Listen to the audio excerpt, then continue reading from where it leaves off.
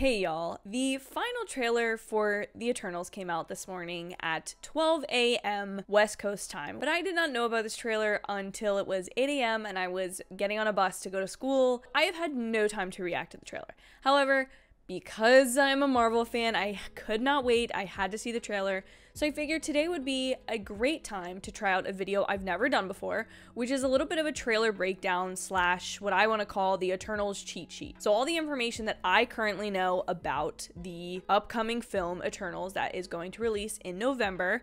Date wasn't different on the new trailer, which is good news, people. But kind of just have a one-stop shop, quick video for all of you to be able to look back at, send to friends and family who might be going to the movie with you, so that they can kind of be up to date on some of the information you need to know. What we have to do is start at the beginning. So the one thing I want to bring up that I think is particularly important with this new trailer is that the Infinity Stones were created at the inception of the Big Bang. So a lot of big energy. In explanations of the Infinity Stones before, we've had creatures called the Celestials that have been referred to, namely the Collector references them in the original Guardians of the Galaxy, and in a portal you can see one of the celestial beings that is referenced in this new trailer. One of the Celestials that you already know is Ego, Peter Quill's father. He is portrayed by Kurt Russell in Guardians of the Galaxy 2, and he is a Celestial. So these are beings of immense power, but specifically, these Celestials have created 3 breeds of being, or 3 subtypes of beings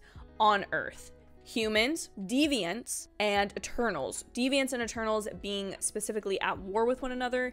Deviants kind of being the chaos people of Earth, creatures that are seeking to do harm or bad things, and the Eternals as kind of peacekeepers, protectors of humankind and Earth to fight those deviants. So you kind of see like the different levels that we have associated. So the Celestials created the Eternals. And the one thing that I think is super important and helpful to know about the Eternals is that there are different generations of Eternals. For example, an Eternal that you didn't even know was an Eternal, maybe you did, maybe not, was Thanos. Thanos is, I want to say, a 3rd or 4th generation Eternal who is actually cousins with Angelina Jolie's character Athena in this story. And we find out in this trailer they have been sent to Earth a long time ago, a couple thousand years ago, basically to look out and protect the Earth and protect humans, make sure they're developing properly. The only way they've been able to interfere in human issues has been when deviants are involved. So say another Eternal, Thanos, they cannot interfere with him. Next, we have each of the Eternals that we're going to be meeting in this film. The first of which we'll start with is Sersi, who is played by Gemma Chan in the film. Sersi is kind of going to seem like the main character of this film because she is very deeply connected with the humans.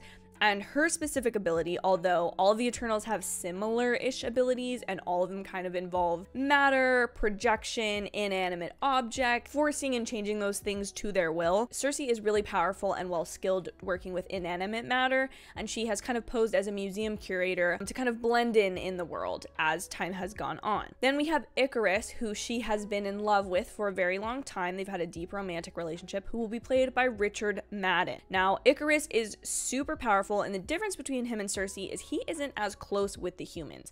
I think he sees himself as a protector, but he kind of maybe doesn't understand the ways of mankind or really cares to love them the way a lot of the other Eternals seem to. And we also see in this new trailer that he can both fly and kind of has these like laser beam things coming out of his eyes, which is, you know, seems pretty powerful. And I've already seen some stuff floating around Twitter of whether he or Captain Marvel would win in a fight. The next character is not technically an Eternal. I feel it's very important to bring him up because he is none other than Dane Whitman, who's played by Kit Harington. He is a human who Sersi has had a love affair with for several years. They've met while she's been a museum curator, and Dane Whitman is a character who later goes on to become the Black Knight. So he's similar to a Batman type character for the MCU, and he is a physicist. So Sheldon Cooper would be so excited that a superhero character is also a physicist.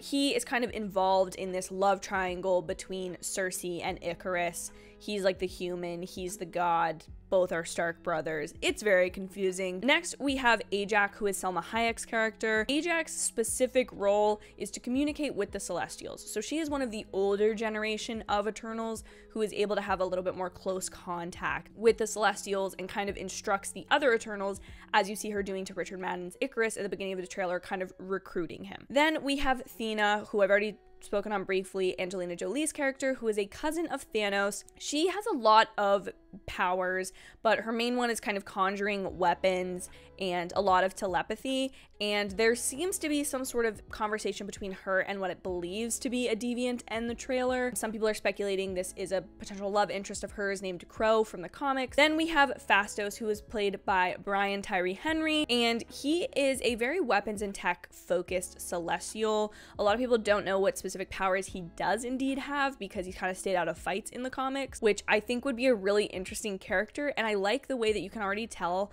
that he's characterized this way in the trailer through his costuming. Kind of has the like scientist glasses or a little bit more of the professor look, which it seems like a lot of them are kind of invested in those areas of life to kind of blend in, which I think is super cool that we're getting an explanation for like where these characters have been. They've been hiding in plain sight apparently for millennia. Then we have Makkari, who is played by Lauren Ridloff, and she is super speed. That's, you know, her main power. However, in the comics, Makkari is known to have focused so much on speed and running and transporting themselves so fast that it has affected some of their other abilities. And in the Wikipedia article that I was reading on each of the Eternals that we'll see in the film, it denotes her as being the first deaf Marvel superhero, which I think is really interesting because I think that may potentially play into her super speed and the fact that her hearing and physical abilities have been malnourished because of the fact that she's focused on a singular power over kind of culminating all of them. Then we have Kingo, who is played by Kumail Nanjiani, and he is a Bollywood star, so talk about hiding in plain sight,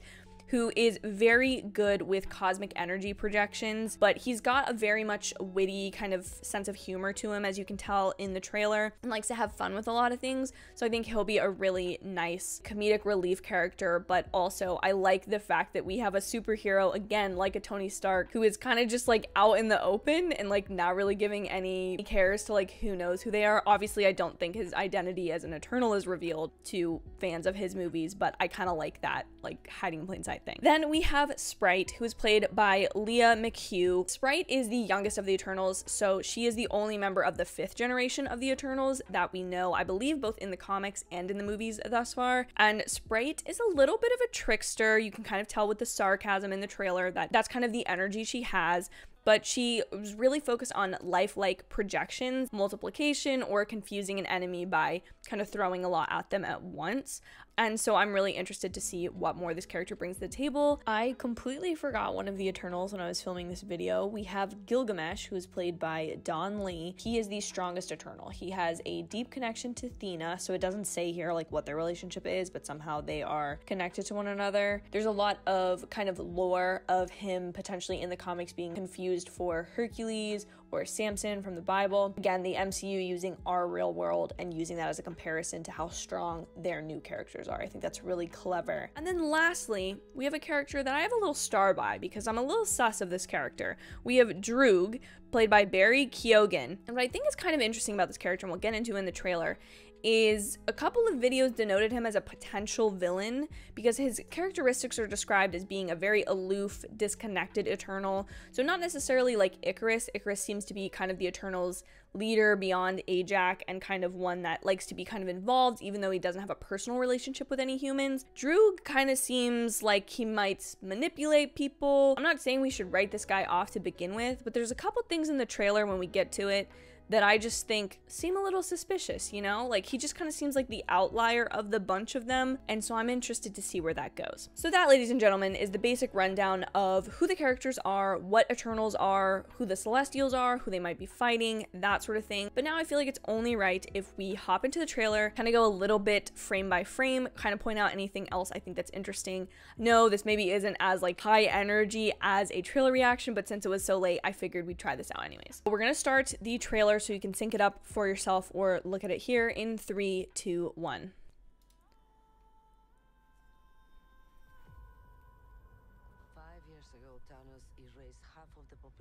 So here we see Ajak with Icarus on a porch, kind of hiding away, and they're referencing the fact that all of the humans brought back life to the whole galaxy, which I think is kind of cool because we used to think Thanos snapped away the rest of the universe, but now we have it to where we're talking about the Avengers bringing people back. We also, very importantly, they reference that this snap of Bruce of the Hulk bringing back all of humanity and the universe that Thanos had previously snapped away in Infinity War has this huge energy impact. So remember when earlier I was talking about how the Big Bang created the Infinity Stones and then that led to potentially the Eternals down the line and all that kind of stuff? Here, what I think they're referencing is that massive spikes of energy, of cosmic energy, have like pretty significant implications. And so what they're referencing here is the emergence, and I believe that to be the return of the deviants and kind of the Eternals having to fight them. So different things throughout history, it seems, could bring this up. Obviously, nothing here has been referenced other than this emergence after the snap, but we also know where this will fit in the timeline. It's going to be the 5 years after Endgame, so within maybe the same year of the events of Endgame wrapping up, kind of we see everything there. How long do we have? 7 days. And then, of course, we learn they only have 7 days to save the world, so, you know, that's, you know, not a lot of time to do a lot of saving, but... We came here 7,000 years ago to protect humans from the deviants.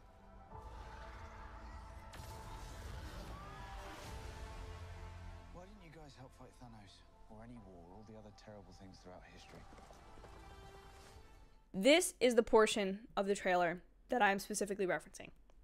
This, from all, like, size, kind of body posture, looks like Droog to me. It looks like he's overseeing the destruction of this society and civilization. And what I think is specifically interesting is in my research of Droog, it referenced that he kind of is one of the Eternals who may kind of use mind control or kind of trickery to get humans to act out his will. And so here, I'm almost wondering if, although they've said never to interfere with human beings, if he has maybe kind of had humans do bad things in his name or that kind of thing. Again, this could also be him grieving over society in which he loved, because that is referenced that the Eternals have had to watch humans suffer and that they have not been allowed to interfere unless it was deviant caused. But I'm just a little suspicious of this guy just because of the way he was described online in the research that I did do and his history in the comics. We were instructed not to interfere in any human conflicts unless deviants are involved. By who? So this is a Celestial that we've seen appear in the Collector's retelling of the formation of the Infinity Stones and what they are. I don't know exactly the name of the Celestial. I don't know if that's information you're going to need to know going into the movie, but I think if you just understand that the Celestials created Eternals, created Deviants, created humans, you kind of got your bases covered.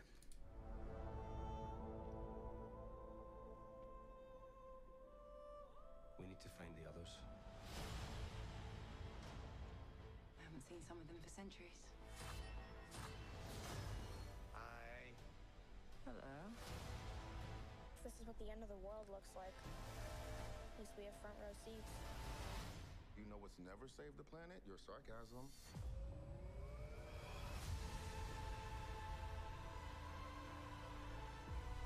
We have loved these people since the day we arrived. When you love something, you protect it.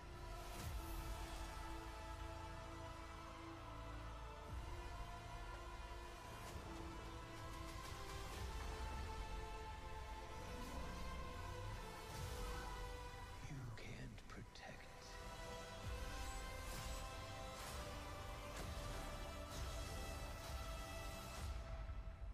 So this is the character that some people are speculating online is a character named Crow, who is a character that Thena previously had a kind of a love affair with, but was forced to break up with for the fact that he's a deviant, she's an Eternal, and I think there were some other reasons, but honestly, I don't know how important that is to the story because we don't even have confirmation that this is Crow. However, if this is, it would kind of explain a little bit of why he's implying that she can't save anyone, why it's... Although it looks like she's being captured, it could potentially be like former lover's embrace kind of thing. I don't know. I'm just going with a little bit of speculation here because a little bit's fun, you know? Some theories get a little bit too into it, but I'm just kind of, this could potentially be Crow.